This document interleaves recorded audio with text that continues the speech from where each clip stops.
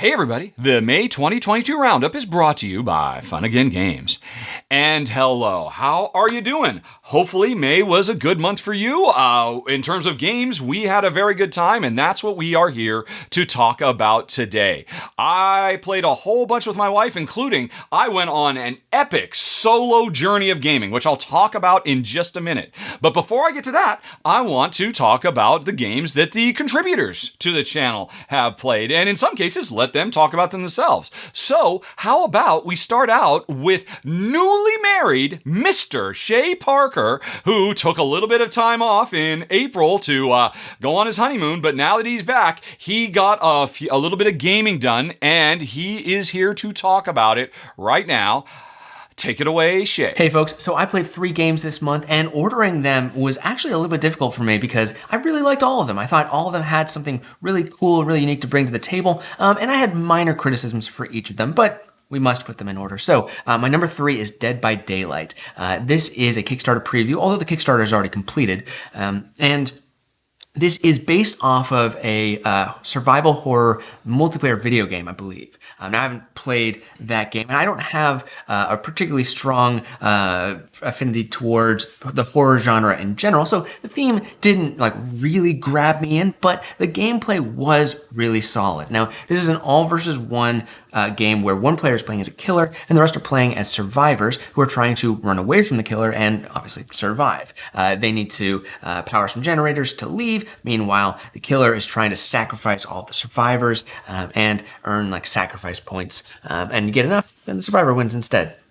What really pulled me into this game was how much variety there is. In just the base game, there's I think 6 or 7 different killers that you can play as, and each killer really changes the game. The basic mechanics of the game are pretty straightforward, but each survivor and each killer adds their own flavor to it and their own mechanics, and really brings up, really changes the game for every time you play. And then the collector's edition has 2.5 times more of both of the things, as well as upgraded components and all that stuff. So that, I think, if you really like the survival horror genre and you want that variety, definitely check it out.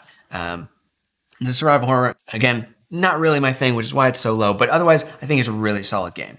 Now, moving on to my number 2, which is Bark Avenue.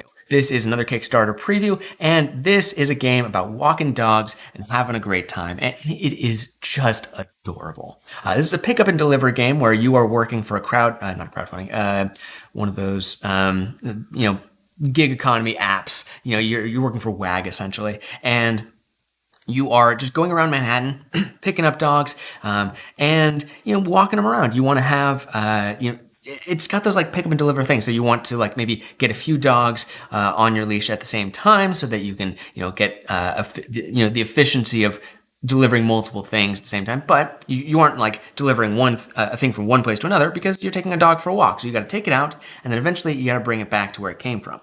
And while you're on the walk, you can play with the dog, you can take pictures, you can pick up its poop. And yes, poop is an integral part of this game. And that's the thing that really drew me in, not the poop specifically, but just the whimsy of it. It's very much tied to the theme. It's very much from a person who clearly loves dogs and just wanted to have fun with this. And so it's got a lot of charm to it, and I really, really appreciated that. Now, it's a very lightweight game, maybe a little lighter than my taste would prefer. I wouldn't mind just a tiny bit more strategy, but there are some good, solid strategic choices that you do have to make during the game. So I think people who want a lightweight pick up and deliver game, and especially people who love dogs, are really going to get a kick out of it. So that was my number 2, and my number 1 is The Breach. It's another Kickstarter preview. And this one, talking about theme that really connects with me, absolutely love this one. The Breach is about is a cyberpunk game where you are playing as a bunch of different hackers who are trying to get into a corporation and steal all of its secrets. And it's a competitive game, so you're each out for yourself. You're trying to connect.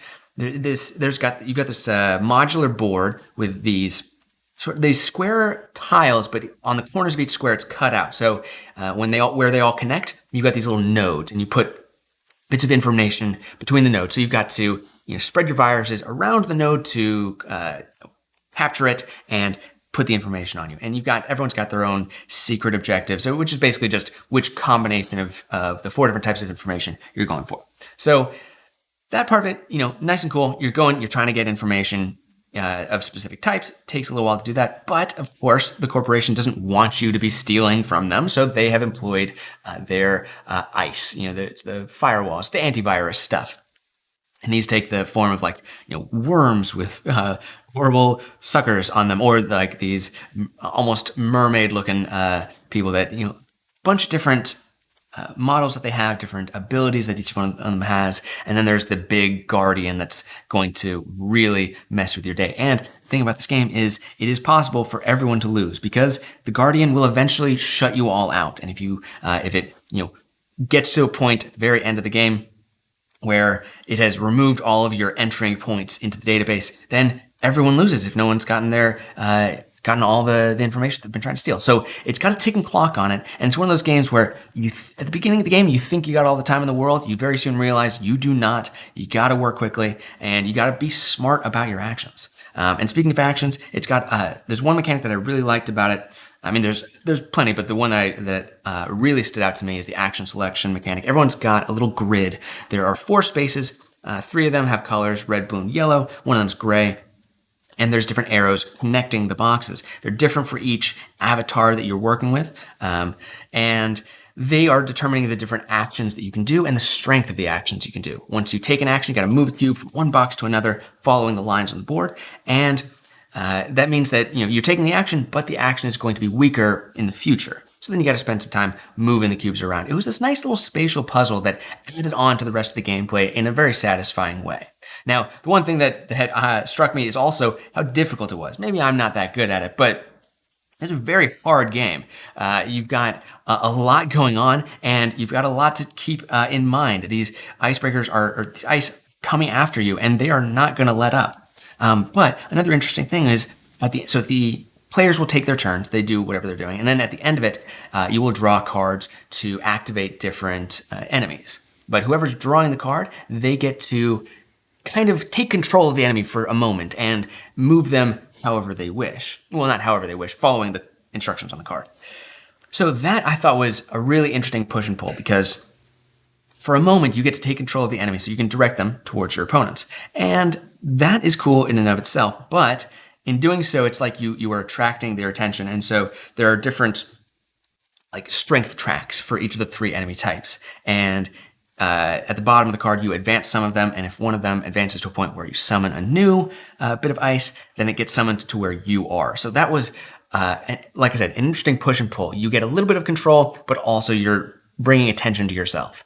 And so the mechanics of that and just the general tension of the game was very strong. And so I really liked it. And the aesthetics of this game are on point. If you like cyberpunk, absolutely check this out. It's beautiful. The minis are gorgeous. Just really, really solid design. So those were the 3 games that I played this month. Like I said, I really enjoyed all of them. But I'm going to pass it back, and I will see you folks next time. Bye.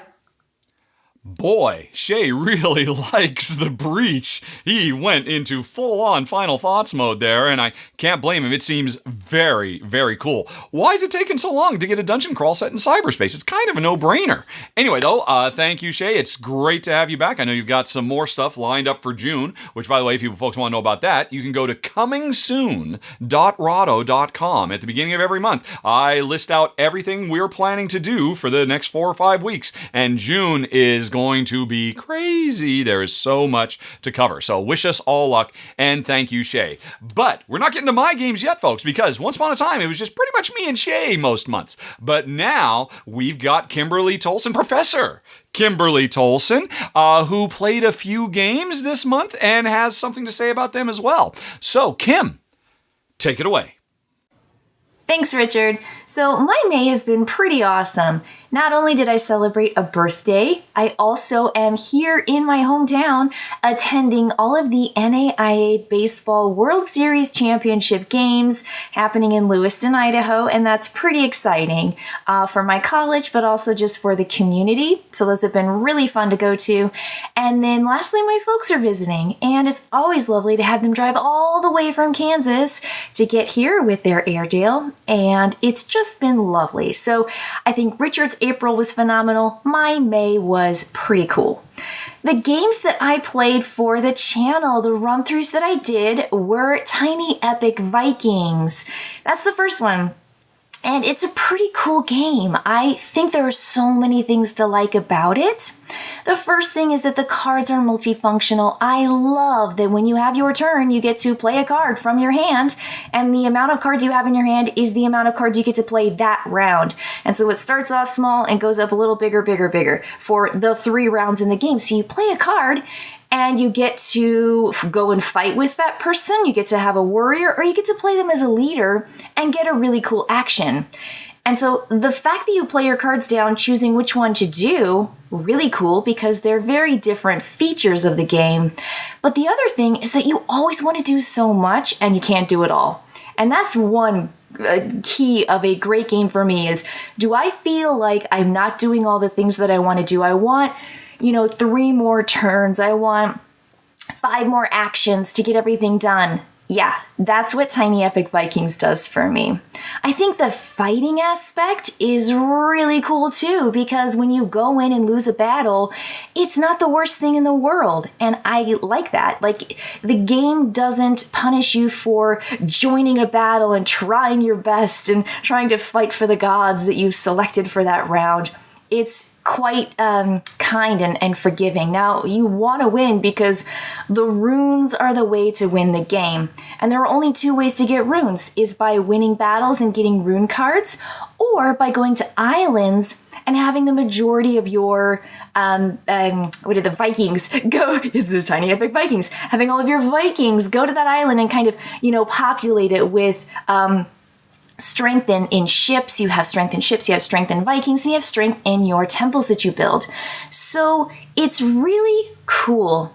It is Tiny Epic. I think it's probably one of my favorites of those with Scott Alms's Tiny Epic series. It's in a small box. It's super easy to pull out. It's got fantastic theme. There is that player-player combat though, so if you get in a fight, if someone kind of corners you and really thins out your, presence on the board or on the map, it can be a little tough. Just know that there are going to be a couple sore feelings in this game, and then you just move on. So don't carry those sore feelings when someone comes in and takes your rune from you from the map, and they just go boop, and they just snag it from you. Really fun, super thematic game that I just think at the core has such a wonderful system. The next game that I covered is First Empires. And First Empires is, I think, oddly kind of similar to Tiny Epic Vikings in the sense that you have all of these population, these little meeples, and you are sending them out on this map trying to activate certain regions. And you want to essentially move those pips up in this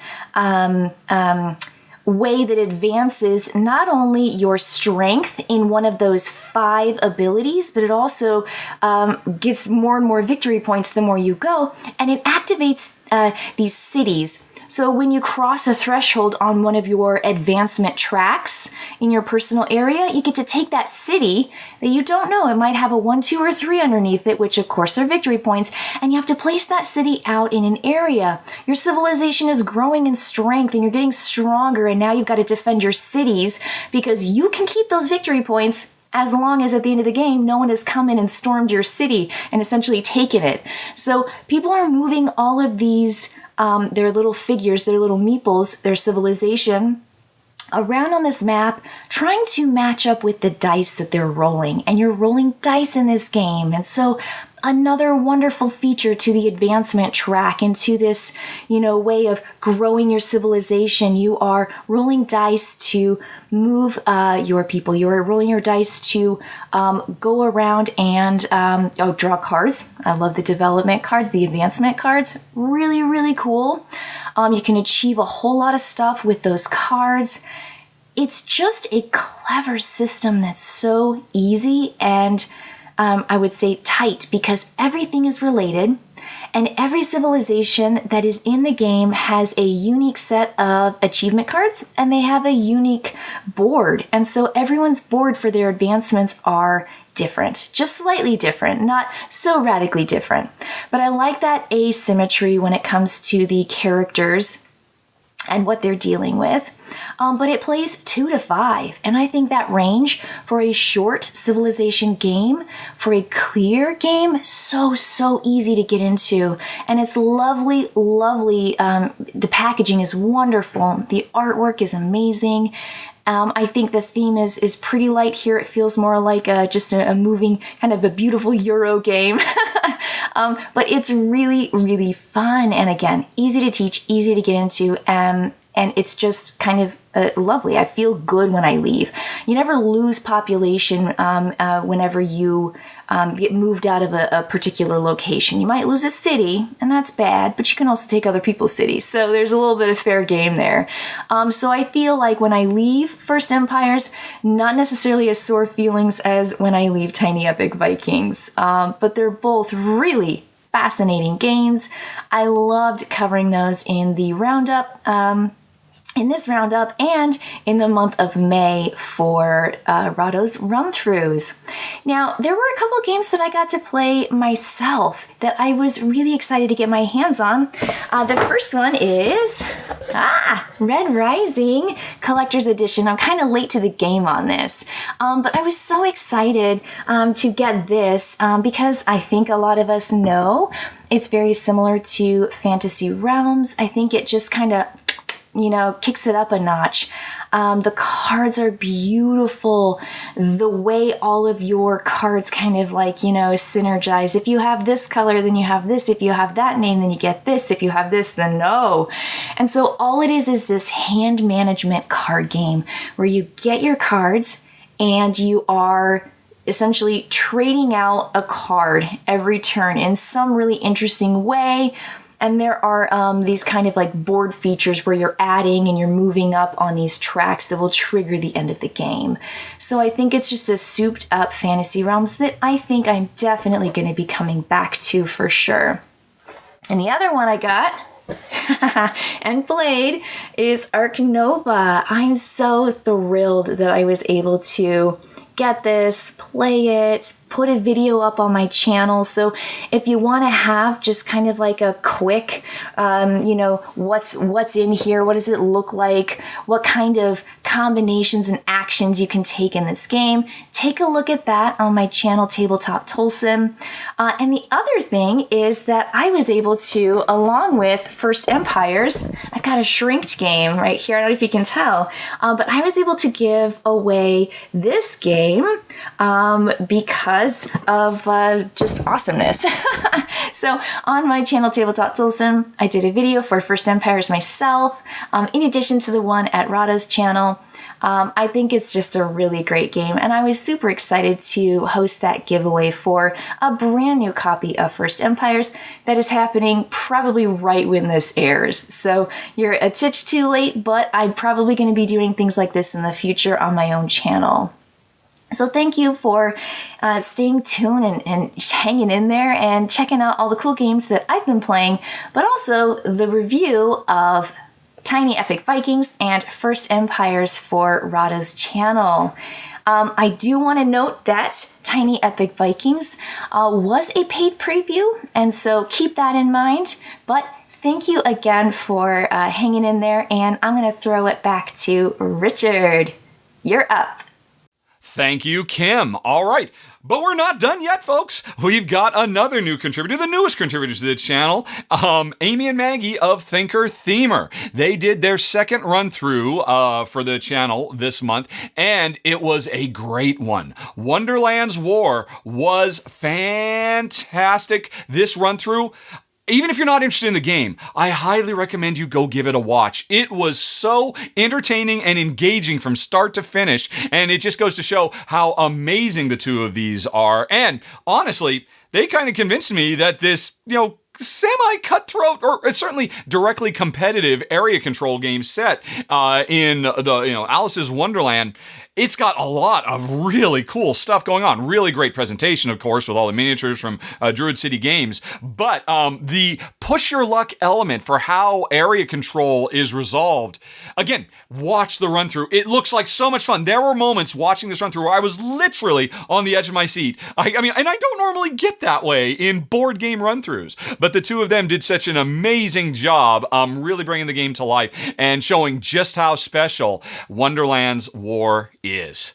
And thank you again, Amy and Maggie. I'm so happy to have you on the channel. It's fantastic.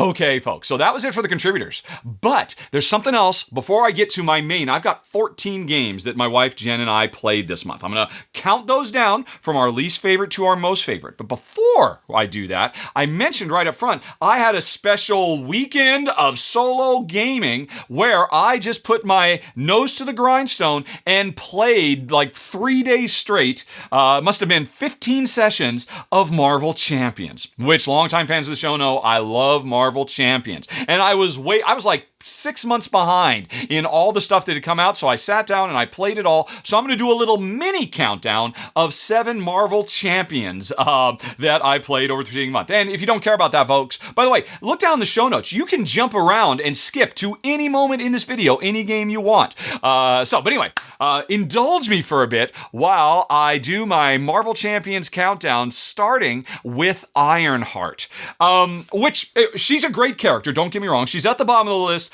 In part because I have to admit, I don't really know her very well. She kind of came along after I got out of reading comics regularly, but she seems like a very cool character, kind of the heir apparent, a bright young woman who reverse engineers Tony Stark's Iron Man suit and makes her own and becomes a hero. That's all very, very cool. And the gameplay with her is very neat. It's kind of like an alternate take on the Iron Man. Iron Man in the original box set was all about slowly building your suit up and becoming super powerful. She does the same thing, but in a very different way. And oh my gosh, if you can get her from level 1 to level 3, each one of these is represented by a different identity you can switch to. Or level 1, 2, and 3, she becomes insanely powerful, but you have to sacrifice a lot to be able to build her all the way up there and probably take a real beating along the way. So it was a clever idea, but it's just also a much more simple, straightforward character. I mean, I liked it. It was enjoyable. There's nothing bad about it. It's just at the bottom of my list. We move on then to number 6, Vision, which, okay, now Vision did some really cool, funky stuff. Specifically because Vision's main power, arguably, is he can go intangible at will. He can change his molecular density. And that is introduced in the game by the fact that you can, in the same way you can switch from his alter ego to his heroic side, you can switch from super dense to, what do you call it? Where things go through you. I can't think of the word all of a sudden, but you know what I mean. And each one of those two creates very different gameplay. When he's intangible, that's the word. When he's intangible, he can still foil threats, and he can just, go on ahead and hit me all day long. I don't care, because you can't touch me, bad guys. And that's really, really cool. But by the same token, he can't fight back. And he has to switch into super dense mode, which means all of a sudden he becomes super powerful. And it was really cool. Very fresh. Again, what Marvel Champions does so well over and over again is bring these really incredibly varied characters with all their interesting, unique special powers and makes them just work beautifully. I'm absolutely blown away by it. It's my number 6 of the month, Vision. Then we got number 5, Nova, which I believe is the newest one, has just come out. And I should say, both Nova and Ironheart, they both do something new. They got their character, they've got additional cards, and they actually come with little bonus enemy scenarios, which I think this is the first time it's been done. I have to admit, I didn't look at those bonus scenarios, but that was a cool idea. What is the deal with Nova? He is all about wild resources. I don't know much about Nova or the Nova Corps, which is basically Marvel's version of Green Lantern, effectively space cops who, but anyway, his helmet can generate resources that a lot of his cards use, and his helmet generates a wild resource. A lot of his cards say, hey, if you pay for me or if you charge me up with a wild resource, I do something really, really good. So he is just doing wild card actions all the time, and it's really satisfying. He's a very fun character to play. Again, I don't know him that well, so he's kind of on the lower end for me. And they really didn't do much to bring across his day-to-day side, which is always my favorite thing I'm looking for in Marvel Champions. But he's a space cop. He doesn't really have much of a personal life, I guess. So I guess that's okay. But anyway, that was number 5, Nova. Then we got number 4, Nebula. Wow. Interestingly, Nebula was originally a villain in the Guardians of the Galaxy, and she had a very, very cool, tough way to fight her, and that system has been brought over into the main game, where you control her now, where she, every round, is earning these specialties. I think that's what they're called. And if you don't use them, or if you don't use them at the beginning of your next turn, if I recall correctly, she loses them. Or so you want to get them out and use them, but sometimes you can hold them on because as long as they're passive, they're giving you passive benefits, and as soon as you use them, techniques, that's what they're called. They do really, really big stuff too. And it's a really, really cool idea. I very much enjoyed her system, but like all the Guardians of the Galaxies, she has no personal life at all. So that, again, I love the gameplay of her. I just wish. But again, the Guardians of the Galaxy, as far as I know, they don't have a personal life. Their heroic life is their only life, so I guess it's okay. I thought she was really clever. The juggling techniques was just so cool. Nebula came in at number 4. Then we move on to number 3, Valkyrie. Boy, apparently a lot of people are not fans of Valkyrie, but I thought she was great. Like Thor before her, she is really focused on being able to deal with lots of minions. Lots of little bad guys coming, she just takes them out left, right, and center. And the central thing is, I forget what it's called, like the death glow or the death wish or the death stare. She has this one card that she can put on anybody, including the big bad nemesis or regular little nemesis, and then that becomes her focus. And all of her cards revolve around, how can I really mess that character up? And juggling that death card from one character to the next, sometimes putting it on the minion, sometimes it can really lead to incredibly powerful combo moves. It can just make you feel, oh my God, she can feel sometimes like she's Doctor Strange powerful, quite frankly. But if she doesn't really have a lot of minions, she's going to be a little bit more at sea, but that's okay because I played her in a couple of minion-heavy missions, and I had a great time. She was so much fun. Okay, then we move on to number 2, Sinister Motives. This is one of 2 big boxes for the game that have come out in the last month, and I was so torn between this and my number 1, Man, Titan, Shadow. Ultimately, it's so tough. I almost want to just let them tie for first place because they both do things I like. They both do things I don't like. Ultimately, the things I love about Sinister Motives is the renewed focus, which I've been waiting for over a year now, of characters' personal lives. The 2 characters, Ghost Spider and Miles Morales Spider-Man, both, their characters have really interesting and powerful uses outside of combat. You have real reasons to be able to switch. And, the things in their real life, like, Gwen, Spider-Gwen, her father's a police captain, so that's part of her alter ego life, but can have a really big impact on gameplay. And I want to see more of that. That's what has always made Marvel shine compared to their competitors, the focus on these characters' personal lives. And every time they can bring that into Marvel Champions, I love it. And they do that with both of the characters here. But what I love even more, one of my favorite things about Marvel Champions ever is every time you fight a minion, you mix in a couple of little like mini objectives, which are just extra spice cards that will come up and mix things up. There was a new one of those little mini objective packs, which I forget what it was called, but it was like everyday, day-to-day hero stuff. Like, just dealing with muggers, getting a cat out of a tree, stuff like that, which was all very wonderful, kind of focusing more on the friendly neighborhood part of being a superhero. That's such a huge change. It's not about cosmic stakes, it's instead about just trying to make people's lives better. But even better, there was a different little expansion pack that was full of problems that can only be solved by your alter ego. And that's even better. Please, Marvel Champions developers, focus on that more. Give us more of a reason to live the people's lives instead of just always punch. I loved it. So, and then the 5 heroes, the villains you fight against, they were all very nice. I was a bit disappointed by almost every single one of them though, because they break the cardinal rule. Doesn't make sense in any of these fights that, I could go, have dinner at May's house because I can play this card that says, go have dinner at Aunt May's house, and I can do it in the middle of this epic fight, and it makes no sense. And there are ways they can design these missions so that it does make sense, and they completely ignored all of that. I've complained about this so many times, I'm not going to complain about it anymore, but that's what kept Sinister Motives number 2 and put Mad Titan's Shadow at number 1. First of all, the single best nemesis ever. It's number 4. I'm not going to say what it is because I don't want to spoil the surprise, because they actually do try to surprise you in the storyline of this. But that was an incredible one. Both of the characters are really interesting. Spectrum and Adam Warlock. Adam Warlock is multi-use cards. Why is it taking us this long to get multi-use cards? That's brilliant. I absolutely love it to pieces.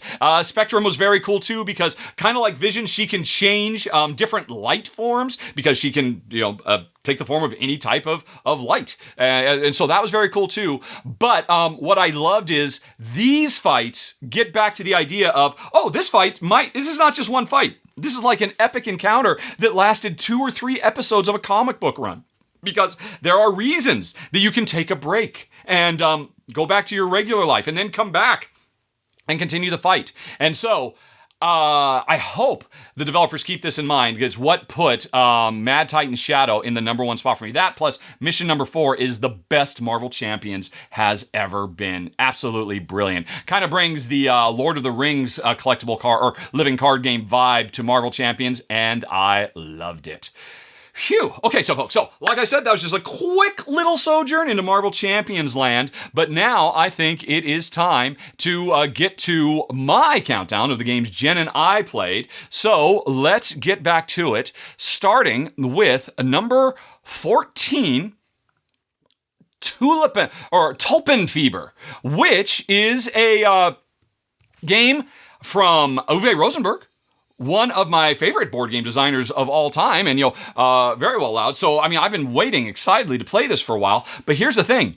This game is not an Agricola. This game is not a Feast for Odin. This is a very, very simple featherweight. This is lighter and more gateway than Ticket to Ride. This is one of the lightest games we've played in quite a while. And I'll say it's at the bottom of the list for us because it's way, way too lightweight for us. We thought, okay, this works, it's clever, but we're not going to be interested in. So what is the use case? What is the target audience for this? If you have people in your life that love Yahtzee, I'm just talking straight, unadulterated, original Yahtzee, and you want to introduce them to something else, this is that game because it takes core Yahtzee and adds a board. Instead of just trying to get, points out of, 3 of a kind, 4 of a kind, 5 of a kind Yahtzee, you're actually trying to hit specific targets with your dice by rolling and re-rolling because that lets you make progress on a field of tulips that you're trying to get planted. And you work your way slowly down. And the more you get planted, the more you unlock more dice you get to roll. Or you can unlock special bonus spaces that let you force the dice to be whatever you want. And it's a fun, fast, simple little game. I would only recommend it for people who love Yahtzee and just want something where, let's have Yahtzee, but with an actual board, with a race to do something other than score points. And if you're looking for that, it does it really well. That's not what we're looking for. It's a little bit too lightweight for us, but I could imagine playing this with my mom. My mom, who is a diehard, lifelong Racco fan. She's the target for our number 14, Tulpenfieber. Okay, then we move on to number 13. And oh man, I totally meant to look up how to pronounce this because it's a weird word. It's a weird Scottish word. Maeshowe, I think. I apologize for getting this wrong. I totally forgot to look it up, but there are multiple ways you can pronounce it online. It seems like everybody who covered this pronounced it a unique way. But what is it? This is a game inspired by real kind of quasi-folklore history. Basically, there's an epic storm, and either you, if you're playing solo, or you and one other player, if you're playing it co-op, have sought shelter in an ancient crypt, which is a real crypt. It's called the Maeshowe, or Maeshowe, something like that, in Scotland. And we fell in through the roof, and when we landed 15 feet below, we found, there's been a cave-in. The tunnel to get back out, we can't get back out. We're trapped in here. We are going to starve to death if we don't go mad first. And so, this is a brutal survival game where we are trying to play cards to be able to excavate that tunnel and get out to safety before we starve to death or before we go insane. Literally, there are madness cards in this game that you have to balance and take care of, while also still trying to catch food because occasionally the storm is still going, and so occasionally wild geese fall in, and if you can catch them, you can kill them. And by the way, what is probably one of the most graphic cards I have ever seen in a Modern Desire card game, the card which actually shows you literally slaughtering a goose.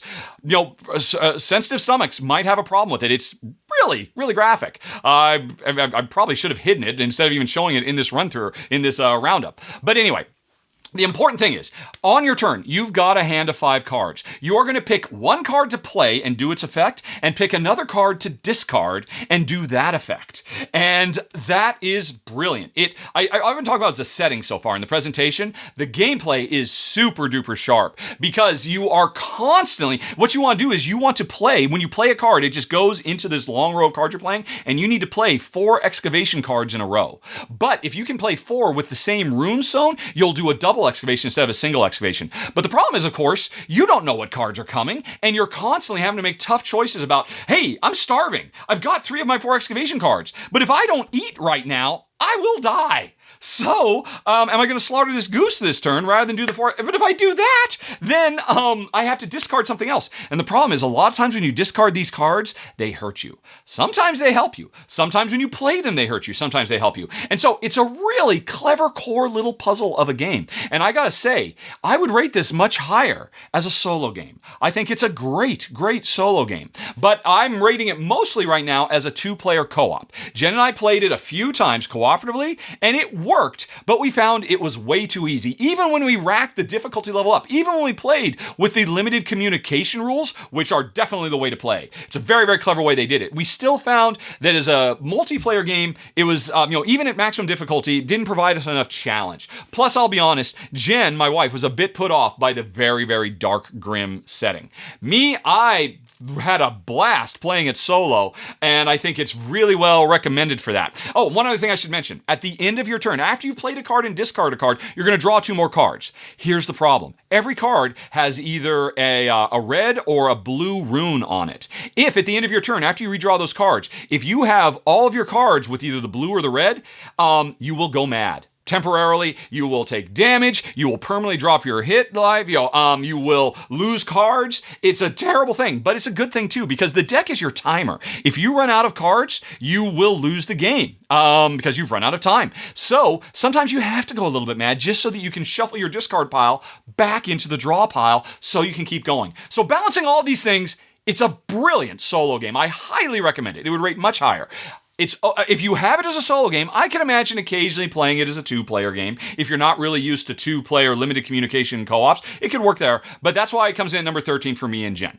Still, really sharp, great presentation. I should try to say it one more time. Maeshowe.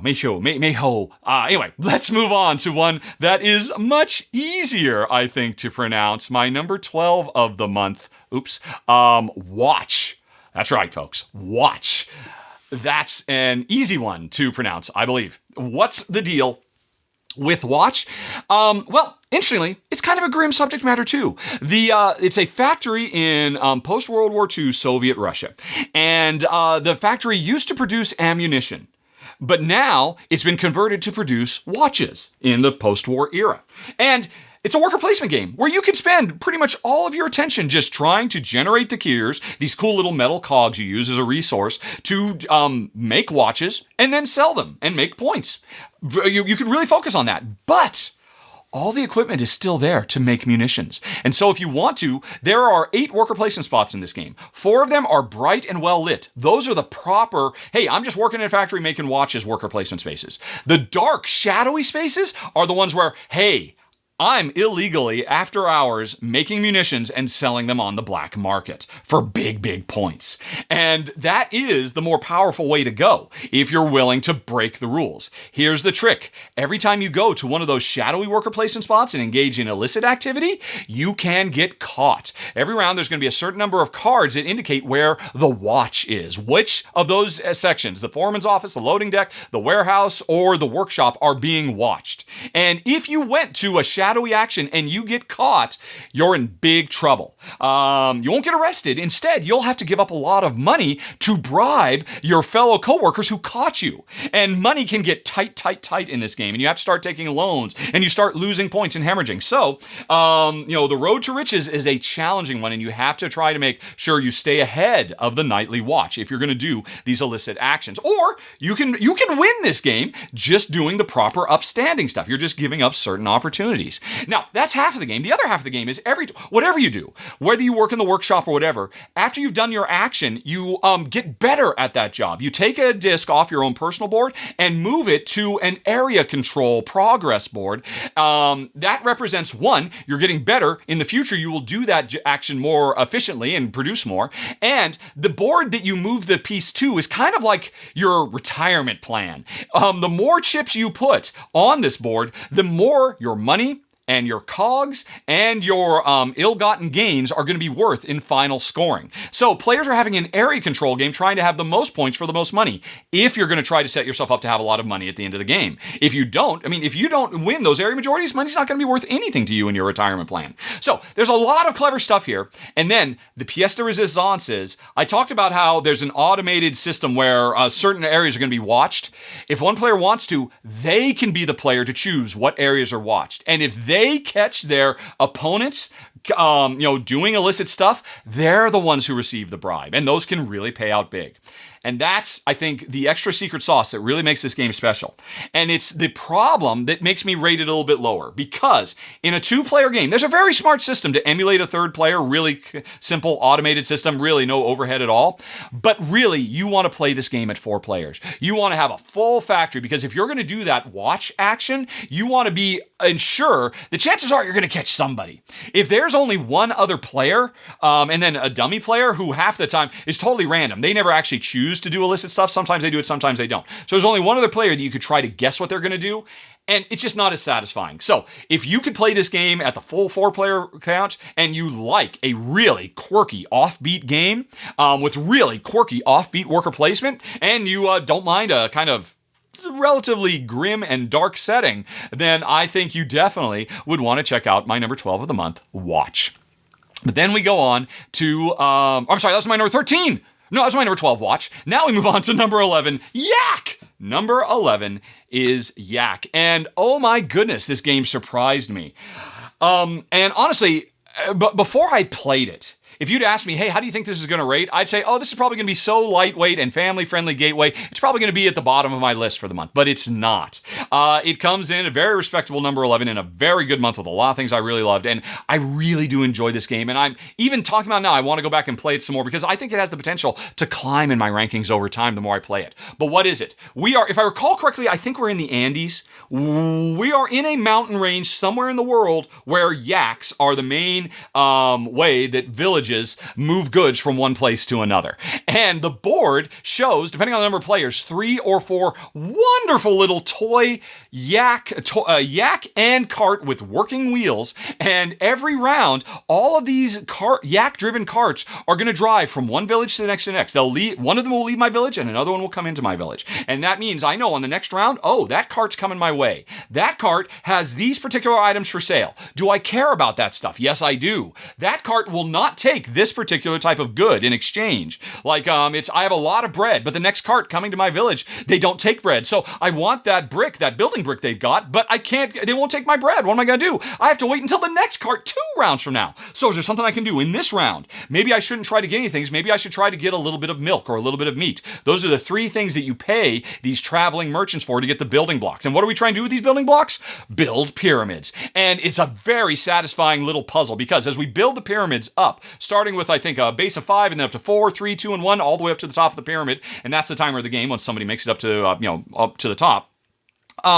We have different colored blocks, and we want the same colored blocks next to each other in the pyramid so that we can score points. But every time you play, there's going to be 3 optional objectives, which, by the way, you can turn off if it's a little bit, if you want it a super lightweight game. But play those turn objectives on because those give you additional ways that you want to build your pyramids to score more points at the end of the game.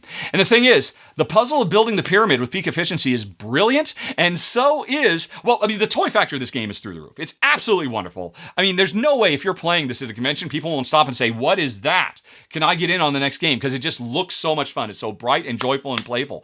But what surprises me about the game is it is surprisingly crunchy. The rules are super duper simple, but the depth of decision making you have to make with long-term planning. Because, I'm thinking about 2 turns from now when that one comes into play. Is anybody going to grab that brick? No, nobody wants that dark gray brick. Nobody wants it, but I need it desperately. So I need to be planning to make sure that happens. And if I don't want to wait 2 rounds, rounds, I could take turns because every once in a while, as you draw more bricks out of a bag that will refill the merchants that are traveling from city to city, occasionally you'll draw fog bricks. And if you draw enough fog bricks, that makes the fog descend, and suddenly all the yaks turn around to go 180 degrees, and for the rest of the game, they're going counterclockwise instead of clockwise. So you can really radically change the flow of the game if you can manipulate things in your favor. It's really clever. Like I said, it looks like a game for kids, but it's not. It has real hidden depths, and both Jen and I were very impressed by number 11, Yak. Then we move on to number 10, Runir, which Jen and I played, but I have not filmed, so I'm just showing an image from Board Game Geek, so you can get an idea of what it looks like. Thanks, Savar Bjorgensen, for taking a really good shot. You're the publisher. Okay, so this is an image from the publisher. Right. This shows what the game looks like, and it looks gorgeous. This is a very simple, little, fast-paced, well, I want to say Yahtzee dice roller, but not really, because in this game, when it's your turn and you grab all the rune dice and roll them, this is not a game of set some aside and re-roll and re-roll. You roll the dice once, and you figure out a way to use them, because you'll get a different combination of runes, and there is a board with all these different places we could carve these runes, but we need to have different combinations of dice. And so what you're trying to do is find the best combination of stones you can carve on to get the most use out of the dice you roll. Now, to be fair, there are some special effects that will let you re-roll or manipulate the dice or do all kinds of special things. But every round, it's really a game of, right, okay, these are the dice I've rolled. And you might think, oh, well, this game is constantly luck-based, but every time, no matter what you roll, there are going to be places you can carve runes, or there are going to be special abilities you can use to manipulate things. So it's surprising just how much you have to think about, right, okay, these are the 6 dice I've got. How am I going to use, okay, if I put that over there and I put it over there, that means I'm only one more away from unlocking this bonus. But I don't want to finish this bonus right now, because if the other 2 bonuses are finished sooner, the longer a bonus objective of trying to carve runes in specific patterns, the more they become worth. So I don't want to finish this objective right now. I want to wait a little bit until somebody else finishes that one, because then this one will become more valuable, and then I'll do it. So there's a lot of brinksmanship, a lot of everybody eyeballing the same stuff, trying to get the favor of the Jarl, who has all these special deliveries, but also every time you just do runes, you draw a little two-sided, so you never know exactly how many points anybody has. Overall, I would say the game is really brilliantly done. It has very solid and satisfying set collection, really fun pattern match. I guess that's what you call it. It's a pattern matching game. And both Jen and I were surprised just how satisfying it is. So much so that it came in at number 10, Runir. Then we go on to number 9, and it is Fire and Stone. And wow, like this one a lot, a heck of a lot. It is from the designer of Carcassonne. I'm going to say Klaus van Reerde. Is that right? I think. But anyway, and honestly, Klaus, if I got your name right, I apologize if I don't, has been doing a lot of designs. He's put out dozens and dozens of games ever since Carcassonne, but I gotta say, this is one of the biggest box games he has ever done. Big board, lots of pieces, lots of, broad, ambitious gameplay, and I gotta say, it works really well. This is set in ancient prehistory, dawn of man type stuff. As we start out, at the south end of Africa, and every round, your turn is so simple. You've got a scout somewhere on the board. You can move them a couple of spaces. Wherever you go, there's a face-down tile there. You flip it, and you see what you discovered. And this is a game of watching in real time, matching the real, as near as we can tell from the archaeological record, how humanity, where we started and how we spread across the planet. This game replicates that in a very fun and exploration-focused form, because every turn, it kind of. It's kind of like a scratch-off card. So what do I get? What do I get? What do I get? Every turn, you're going to get something new, and there are no bad things. But there can be bad plays. I think a lot of people are going to dismiss this game out of hand as being too lightweight and too luck-centric. And that's certainly true if you just walk around and you don't really pay attention to what's going on and what else has already been revealed. Because in each of the 3 areas, there's the first, the far west, the middle, the Asia area, and then there's the far east, which we slowly transport across the world. There are a fixed number of fire tiles in each area. There are a fixed number of stone tiles in each area, which are the places where we can build up new civilizations. There's a fixed number of hunting grounds. And the more things are revealed, the more you can take an educated guess of what's still left. Oh, there's only 5 more tiles in this area. Okay, and at least one of them is a building place, and at least one of them is a hunting ground. and I need a hunting ground. So if you are paying attention like a hawk to everything that's out there and working the probabilities, you can actually make really smart, informed decisions that I think really elevate the game a little bit and make it a bit more gamer geek friendly as opposed to, although you could just play this as just a lighthearted, oh, let's just see what I found. Oh, let's just see what I found. And something, oh, this is terrible. How could I have known it was there? Well, you would know it was there, or there was what the likelihood of that would have been if you had been counting tiles, basically. And that's the level Jen and I enjoyed it at. The sense of exploration is wonderful. It's delightful. But the keeping track of everything is what elevates it a bit for us. There's one other thing that I really enjoy too, which sadly I did not get a chance to show in my run through of it. One tile somewhere in the Central Asia portion of the board, when you flip it, you reveal a special power card that will change the rules of the game. And every time you play, it's going to be a different one. The game comes with like 20 of these cards, and they can be very, very powerful and really mix things up. My only complaint about it is it's kind of a shame. Sometimes you might not find that card until near the end of the game. Sometimes you might find it very early. Sometimes you might not find it at all, like in the run-through I did. I almost kind of wish those things were hidden in the first era so players can find them more quickly and they can have a more long-term effect on the game. But that's overall a minor complaint on what was, Klaus von Werder, Mr. Carcassonne, coming back with a vengeance with a very, very solid design. A great, I'm going to call it a Gateway Plus game if you want to play well. Number 9, Fire and Stone. Okay, then let's go on to number 8, Museum Pictura, which is what's interesting. I was about to say it's a simplified, streamlined, more elegant card game version of a set collection game that came out a few years ago called Museum, which was absolutely excellent. A gorgeous game and really smart area control, set collection stuff. And, Jen, I really enjoyed it. It had a ton of expansions. I thought it was very, very sharp. But then I saw, Museum Pictura is coming out. That's interesting. I bet this is going to be like a simplified, streamlined, stripped down version of it. No, it's not. You'd think it because it focuses much more on, it's a smaller, more modest affair. It's not quite so big and grandiose. There aren't as many boards and all of that, but it is still at its heart a set collection game. Both of these games, Museum and Museum Pictura, we are running a museum, trying to collect the best art from around the world to put on display and do set collection. Every card, every piece of art you're going to put on has 3 metrics. Who is the artist? What style was it done in? And what era is it from? And you're trying to make displays of the same era or the same genre or the same artist. And so set collection is everything in this game, and these cards can really mix and match in a lot of interesting ways.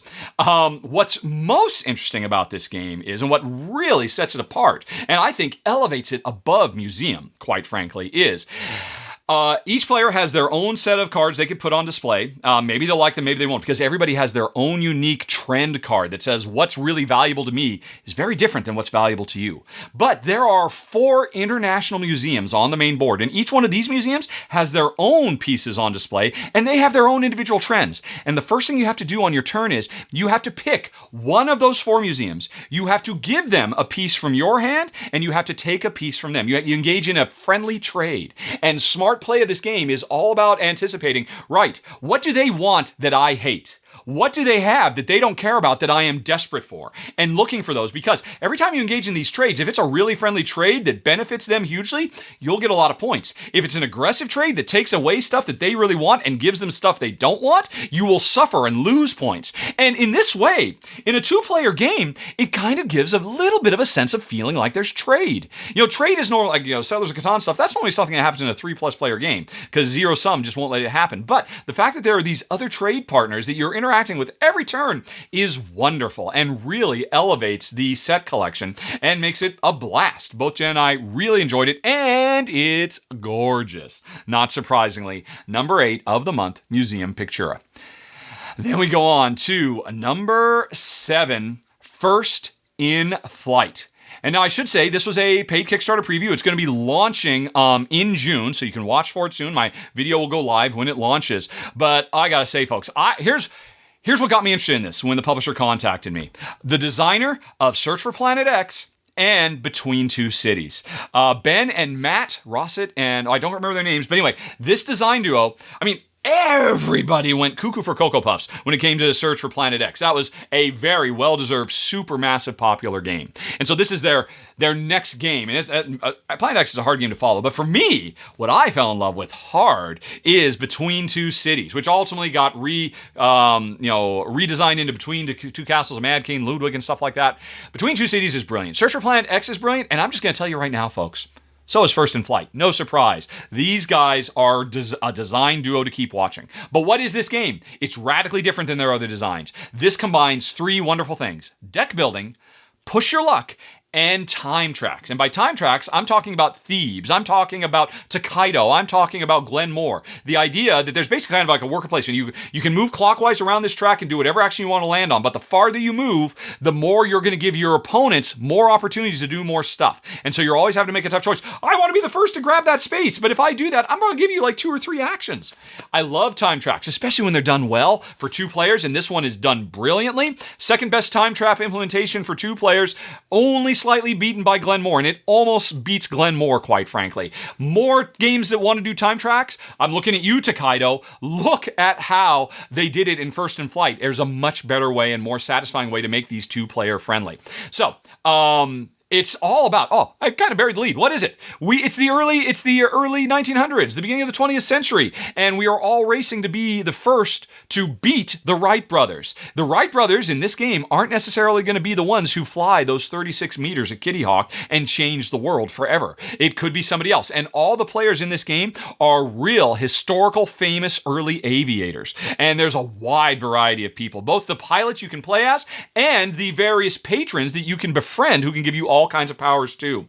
I love the history that comes alive in this game. The gameplay is fantastic because, all the time track stuff you're doing is to build your deck. Your deck represents your little jalopy, your brittle plane that you're trying to fly with. And when you actually land on a fly spot, you shuffle your deck up and you start playing Push Your Luck, hoping to get the glide and the experience cards and hoping not to draw the design flaws, which will make you crash. And you have to push your luck because if you can get a perfect landing, then you can get a whole big extra bonus. But are you going to push your luck before you try to get that perfect landing? Really sharp. Everything about this game. It's fun. It plays. It pays very quick. Again, my Kickstarter preview will be going up in June when the game goes live. Watch for it. Both Jen and I were very impressed. Number 7, First in Flight. Then we've got number 6, Nirvana, which is a very, very cool game too. I'm really, really impressed by this a lot. Although unfortunately, I did not do a run through, so I don't have video of it, but let me tell you about it through pictures on Board Game Geek, because what this replicates, it is an abstract game that replicates apparently what's called ladder climbing in cards. Neither Jen or I have ever played a ladder climbing game, but apparently a ladder climbing card game is one where you've got a big old bunch of cards and everybody's racing to get rid of all their cards first. And what you're trying to do is play pairs or 3 of a kinds and 4 of a kind. So I might on a turn say, I'm going to play 3 threes. And now that means on your turn, well, if you want to get rid of some cards, you have to play 3 of a kind as well, and you have to do better. You have to play 3 fours or 3 fives or 3 sixes. If you've got 2 sixes, no good. You have to have 3 of a kind. And so that's how ladder climbing works. That's what the second half of this game is. The first half of the game is actually making your own custom deck of 15 cards. That's the roll and write portion. Every round, we are going to roll 3 dice that you'll give us numbers, and we put those numbers on a little sheet, and as we fill this sheet in, we start creating different valued cards. If we end up having a 3, a 3, and a 5, that's or 3, a 5, and a 5, that's a 13. So because I put the 5 and the 5 and the 3 in those spots, I made a 13. Maybe because I desperately wanted a 13, because in addition to the core roll and write to create these cards, and the second half is play the ladder climbing, every time you play the game, you're going to draw 3 cards that radically change the rules. That might make 13 a super powerful wild card, as an example, or do all kinds of interesting stuff. And so every time you play, you are going to have a different combination of cool objectives to place. You're going to play a very fast, very quick, every round. Hey, it's bingo style. Everybody gets these 3 dice. Everybody fills out their sheet however they want, whatever they think is best, to try to make the proper 15 cards they want. And then we do ladder climbing. And like I said, Jen and I never played a ladder climbing game before. And wow! That's a real mind screw, figuring out how to play them. And so, but making your own custom deck of cards in a ladder climb, or hand of cards in a ladder climbing game, This was brilliant. We didn't know what to expect from this. We both thought it was fantastic. Number 6 of the month, Nirvana.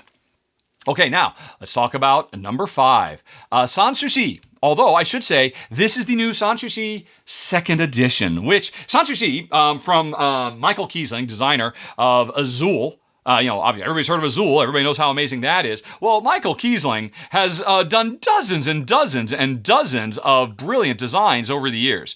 And Sanssouci is one of his older ones, and for my money, one of his best he has ever done. It is a game where we are royal architects trying to design the gardens of Castle Sanssouci, and while also trying to show the nobles of that castle a good time, because every round we have a hand of cards, 2 cards. We're going to play one of them, and those cards determine how we are going to draft a tile and add it to our little version of the garden. And after we've done that, if we have added them correctly, the noble who's interested in that section of the garden, whether it's gazebos or mazes or rose gardens, whatever it might be, that noble can start walking down the garden. And what you're trying to do is you want to get those nobles as far down the garden as possible, because that's where the lion's share of points comes from in this game. But the trick is getting tiles that will let those nobles go for that walk. And the brilliant, puzzly part is those nobles don't have to walk in a straight line. You can make long, circuitous routes to get a specific noble into a specific spot to score tons and tons of points. And it's brilliant. Like I said, one of Kiesling Games' best designs ever. And I include Azul in that. I might like Miyabi more, I think, but Sanssouci is one of the best. So, it came out a long time ago. Why do we play this month? Because finally, after all these years, there's I believe it's a Brazilian publisher that has gotten the rights, and they're doing a new 2nd edition of it. It's gotten a graphical overhaul. It's the same great gameplay it's always been, though. The expansion, it does come with one little mini expansion where there's a wild boar on the grounds now, and in addition to everything else you're trying to do, you're trying to pen that boar in, because if you don't before the end of the game, you'll lose a lot of points, because the king does not like wild boars running around in his gardens, not surprisingly. So that adds an extra little level of depth and complexity. Although, to be sure, if you have the original Sanssouci, you can add that wild boar by just using a cube. It's a very simple thing that really elevates the gameplay. And I was just so happy to play it again, because I hadn't played it for years. And so, hopefully, this game should be getting available to folks very soon. And so, if you have an Azul lover in your family, and you say, oh, you want something else? Well, this is from the same guy. You're probably going to enjoy it. It's phenomenal, and it's finally available again. Hopefully be going wide soon. My number 5 of the month, Sanssouci. Okay, let's move on to number 4, Dice Realms. Now, I've actually played this, and I filmed the run-through. The run-through should be going up on the channel this week, I think on Friday. So you'll be able to see my run-through soon. You'll be able to hear my final thoughts soon. And I recorded a long final thoughts for this game, like over 20 minutes. The first one I've recorded that long in a long time, because I got a lot to say about this game. I'm not going to spend much time here. Suffice to say, the easiest way to summarize this is the designer of Race for the Galaxy gives us Dominion, the dice game, because this game owes a lot of its core structure to Dominion. Instead of having a deck of cards that I'm building over time and every turn drawing some cards, pulling resources out of those cards to get more cards or get points or do various and sundry actions and all of that, is take everything I just said, but replace cards with dice, because this is a customizable die game where you start out with a couple of dice, you roll them on your turn, you can re-roll one of them, but over time you will buy more dice with the resources you got from the dice you already have. You will upgrade existing dice you have so they become powerful. You will try to balance those two things while chasing points as fast as you can. And the game is over once the big pool of points or the negative points or the food has been all gobbled up. So the end game is actually very, very similar race style to Race for the Galaxy. So what would you get if you took Dominion, combined it with the overall structure of Race for the Galaxy, but replaced the cards with dice? You'd get Dice Realms. And I'm just here to tell you folks, hey, it's my number 4 of the month. I think it's fantastic. I think a lot of people are going to be kind of disappointed with it because it has a very, very high price point. And I will talk about that at great length in my final thoughts, which will be going up soon. But suffice to say, if you are willing to put the time in, because this is a game of real subtle hidden depth. On the surface, it looks really simple. Oh, just keep upgrading your dice. Just do this and go on autopilot. Much like Dominion can be played with the big money strategy, where all you do every turn is just buy more and more money until you have enough money to buy province cards and win the game. That's called big money. It's a simple brain-dead way to play that's very boring, but it's effective. If you're playing Dominion well, that means you are beating big money. This game has the same idea. You can just go for big upgrades, and it's a very simple way to play the game that's not very interesting. But I strongly suggest instead you try to work within the confines, because every time you play, you're going to get a different combination of different faces you can upgrade your dice with. And if you can find ways to combo those together, you can pull off amazing turns in this game. Again, talk about this more in the run-through, which should be going up by the end of the week. By then you'll just be able to search for Rahdo Dice Realms, and you'll be able to learn more about it when I talk about it at great length. I already talked longer than I thought I was. Anyway, it's my number 4 of the month from designer Tom Lehman, one of the greatest modern designer games of his generation, let's say. My number 4, Dice Realms. Okay, folks, and I was actually about to move on to my number 3 when I realized I can't count. We are actually talking about 15 games today because I accidentally listed 2 entries and I didn't have my tab set up and all that. So we're now going to move on from my number 4, Dice Realms, to my number 3.5, On Tour, Paris and New York, which is another paid preview for a game that's on Kickstarter right now as part of the Kabuto Sumo Super campaign. And this was my favorite thing in that campaign because both Jen and I love On Tour so much. It's basically one of the best roll and writes that have ever been made because it's so clean and simple. You are a band manager trying to plot out the tour for your band. In the original game, you were doing it throughout North America, although I think in the second edition there was also a Europe map. But now there is a sequel, On Tour Paris and New York, that adds 2 new maps, the Paris map and the New York map, not surprisingly. And the core gameplay is still here. Of every round, we roll some dice. If you roll a 2 and a 5, that means somewhere on the map somebody has to write a 25, and somewhere you have to write a 52. And what you're trying to do is create an ascending series of numbers adjacent to each other to make the perfect bus route. Or, whatever, however you're getting around, whether it's a plane or a bus or just a taxi, I suppose, or whatever it might be. Anyway, though, the trick is you can't just write that 25 and that 52 wherever you want, because every round you're going to draw 3 cards. And those 3 cards limit you in where you can actually write, whether you can write in the top of the board or the bottom of the board. Plus, those cards give you specific targets. And if you write the number of the round in a specific space, not just anywhere in a region, you'll get double points if you play that gig. And so the original On Tour is brilliant. One of the best. So what do Paris and New York bring? Hold on, folks. I'll be right back because we've got a phone call. Sorry about that, folks.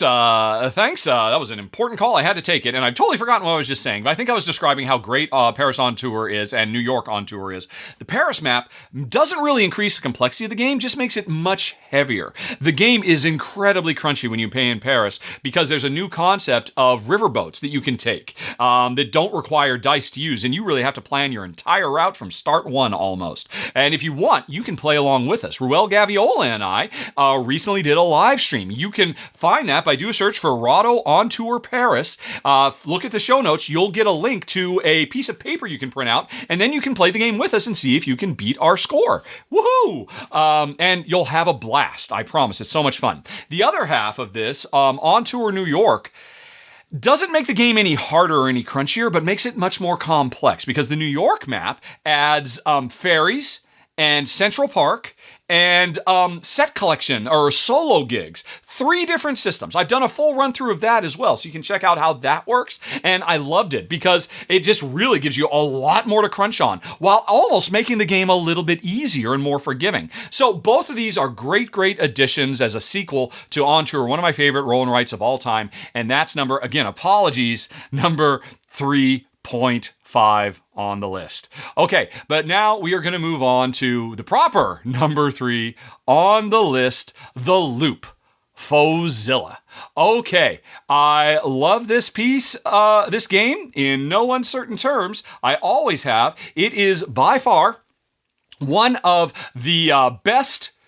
I mean, geez, I think I went on record when I covered this originally and said it is the best pandemic-inspired co-op game since Pandemic itself came out. And now, sadly, Jen and I, we have played it, but I haven't filmed it, so I'm just going to be able to show you some pictures of the stuff on Board Game Geek. But this expansion, The Revenge of Fauxzilla, introduces 2 new playable characters and 2 new alternate modules that really mix up the gameplay quite a bit. The characters are awesome. One of them is a set of twins twins, which means one player is controlling two characters. And normally I'm not a big fan of that in co-op games, but here it makes sense because they're twins. And they're so brilliantly designed because you want to keep the twins together because they're more powerful. They unlock a lot of special powers, but you want to split them up so they can do more stuff in the time stream fighting the evil Dr. Foe who's trying to destroy all of reality.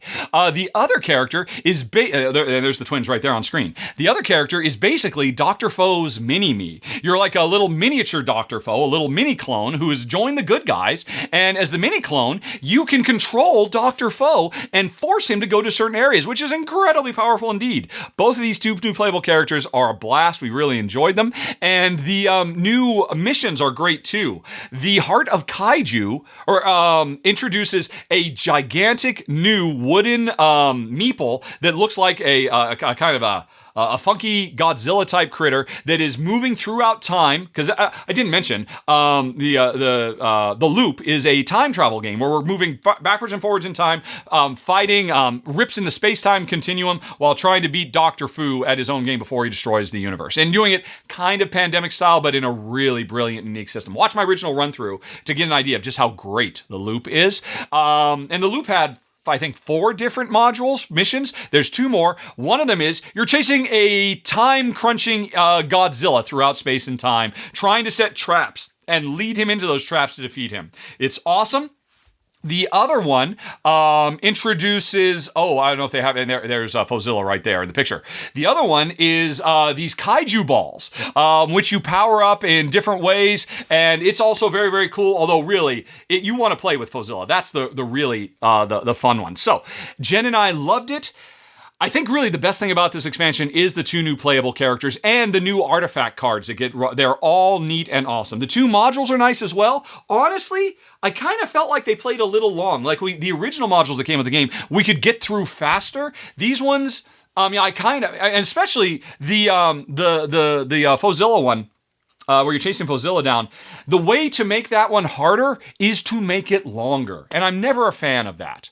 I would definitely have preferred they found a different way to increase the difficulty level rather than, you just have to do more work and you have to survive for longer. So that was kind of a little bit of a letdown. So I think overall, this is a great expansion. It doesn't increase my overall standing of the Loop, but the Loop is still amazing and I'm happy to have more of it, which is why it comes in at number 3. Then we move on to number 2. Where is it? I'm sorry, folks. I seem to be having a bit of a brain fart today. My number 2 on the list today is Aeon's End, Past and Future, which I'm so happy about because after Aeon's End, Legacy of Gravehold, everybody kind of assumed, that's it. It's endgame for Aeon's End, and now the publisher is just going to switch over to pushing their new spin-off game, Astronauts, which is excellent in its own right. And we thought, there's no more Aeon's End in our future. Wrong. This is another paid preview. It's coming on Kickstarter this month. And oh my gosh, this is some of the most fun I've had playing Aeon's End because it has 2 new expedition modules. If I recall correctly, 6 new nemesis, and what is it, like 8 new heroes, a bunch of new cards, and some really cool, huge, game-changing ideas, mostly to the way that you manipulate the market of cards. And they're both fantastic. One is being able to put cards on layaway, and one is this idea of earning another type of resource called knowledge that can unlock, important things about your character. Both of, and all the new characters are great. One of them, I think, is a little bit too much on the simple side, maybe. A little straightforward in gameplay. But, it's great for Willow is her name, and she's really good for starting first-time players, I suppose. But most of the heroes do a lot of really cool, fun, interesting stuff. The nemesis are really neat, some really cool ideas. And I'll talk about all of that when the game goes live on crowdfunding and I release my preview video of it. Because I go through everything. I show all the cards, all the monsters, everything. I just go deep. And I have a really fun time playing it solo, too. Against, what was I? I was playing against the Herald of the End. And it was a fantastic... Aeon's End is one of the best co-op games out there. It's one of the best deck builders out there, and Past and Future, which tells the story both of what happened hundreds of years before the first Aeon in, and what happens generations after the events of Legacy of Greathold. So, also, if you are really into the lore of this world, this game probably does more for really telling previously untold secrets than ever before. And I love the lore of Aeon's End, so it was really, really cool to see. What was this world like 200 years before the Nameless wiped out all of humanity? You get to go there. That's in the past module, and it's awesome. And the future module adds some of the coolest mechanisms I've seen so far in my number 2 of the month, Aeon's End, Past and Future. Oh boy, it's a good month, folks, but I've only got one more to talk about. It's my number 1 game of the month. It's currently, as of the June the 1st, it's my number 1 game of the year, The Guild of Merchant Explorers. Oh my goodness, this game is so fantastic. And I've already talked about this at great length in my run through. And I feel like I've been talking a lot today, so I'm not going to belabor the point too terribly long. This is a wonderful, it almost feels like a roll and write, but it's not, because every round, let's see, we're zoomed in here too tight. Let's zoom out so you can see the whole board. There we go. So this is a game where every round, bingo style, there is a deck of cards that gets shuffled up, and we're going to draw cards from it one after another after another. And that card says, hey, everybody who is trying to explore their own little map, and you explore by putting little explorer cubes out, indicating where you've been, what treasures you found, what ruins you've plundered, what villages you've established, what trade routes you've set up, all kinds of stuff you're doing as you explore this world. And it's all driven by, every round, you'll draw a card that says, oh, everybody, travel across 3 bits of water in a straight line. Or everybody, explore 1 mountain. Or everybody, explore 2 grasslands of your choice. And you always have to expand from what you've previously done. So, the thing is, you know what all those cards are coming, and you have to make very careful planning. Okay, I know we haven't drawn the mountain card yet, and I'm nowhere near a mountain. I need to make sure I get to a mountain before that mountain card gets drawn, because I don't want to waste it. But one of the most important things is, there are cards in that deck that are just numbered 1, 2, and 3. And when you draw that card, everybody has their own insanely powerful level 1 card, level 2 special card, and level 3 special card that gives everybody really unique abilities. And so when the level 1 is drawn, I might have a thing that says, hey, pick 1 mountain and fill in every space around it, which normally it's very hard to travel in mountains, but this makes it incredibly easy. You might have a thing that says, hey, travel in instead of the normal, travel in a 3 line, travel as far as you want in a straight line, but only until you hit a wall. So you want to make sure, okay, I haven't pulled this super card yet, but everywhere I am doesn't really have a really long straight line for me to go. So I've got to get over to this continent before that card gets drawn. And so this game is all about long-term planning with risk mitigation, because you never know exactly the order the cards are going to come out, but you are always planning for, okay, this card hasn't come out. If it comes out now, what am I going to do? If it comes out in 2 turns, how do I get myself ready for it? And it's so rich and satisfying. But that's only half the game. The other half is, at the end of the round, all your explorers come off the board, and then you start exploring all over again. And that means you're constantly getting this really great rhythm of explore, explore, explore, and you fill up the whole world. And then, hopefully, you've made some permanent additions. You've established some villages and whatnot, so that when you clear everything out, when you go into the next round and you reshuffle the deck, you'll be able to start exploring from multiple places and reach even farther. This game is a blast. Jen and I have both fallen in love with it. It's I would be surprised if this doesn't make it into my top 10 games of the year. And it's my number 1 game of the month, Guild of Merchant Explorers. Okay. Yeah, definitely check it out. And that is it, folks. Phew! Oh my goodness. May was a great month for gaming. Those were all great games. We didn't have a clunker among them. And again, some of the best games I'm probably going to play this year. And it was so nice to just go back into the nice warm comfort of Marvel Champions and get some of what had gotten me excited. I'm excited about the game of Marvel Champions for the first time in a long time, it feels like, with some of the stuff that I saw. And again, I want to say a huge shout out and thank you to Shea. Congratulations again on getting marriage. Amy and Maggie are amazing. Congratulations to them. Folks, if you haven't checked it out yet, we just put their Wonderland's War video up. Of course, it's just a blast. You will not regret it if you sit down and watch it. It's so much fun. And Kimberly is amazing too. And of course, Ruel and Ryan and Jen and all of you. Thanks to everybody for helping me put on the best show I can, and hopefully some of you will agree, the best board game channel there is. That's maybe a high bar to hit. Anyway, though, I'm getting a little loopy now. Plus, I got to do some editing. So I'm just going to end it right there and say thanks to everybody for watching. And also, of course, thanks to sponsor of the show, Fun Again Games. Have a very nice day, everybody. Talk to you later. So long. Bye-bye.